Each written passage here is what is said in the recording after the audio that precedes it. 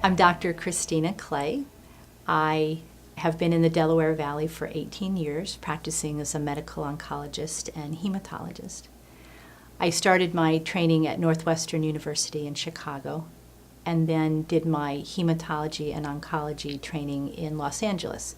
I know that getting the diagnosis of cancer can be a really dramatic diagnosis, something that shakes you to your very core. And the important thing to remember is it's not who you are. Cancer is something that happens to somebody, but it doesn't change who you are as a person.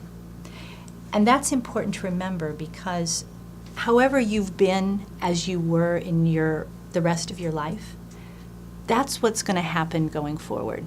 So if you've always been a strong person, we're going to power through this.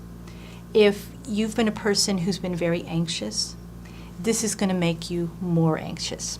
When a person's first diagnosed, there's a lot of push to get a biopsy, get x-rays, get started right away.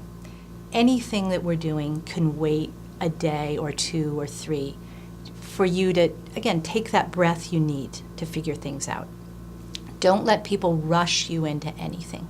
If you need a second opinion, you need a second opinion. If you just need to take the weekend, that's what you need to do.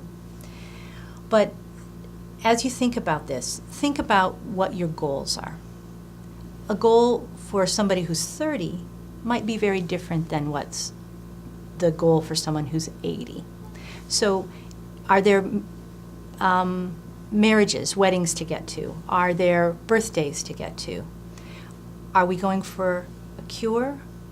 Or at 90, are we looking for a better quality of life? So it's important to assess the goals of the person.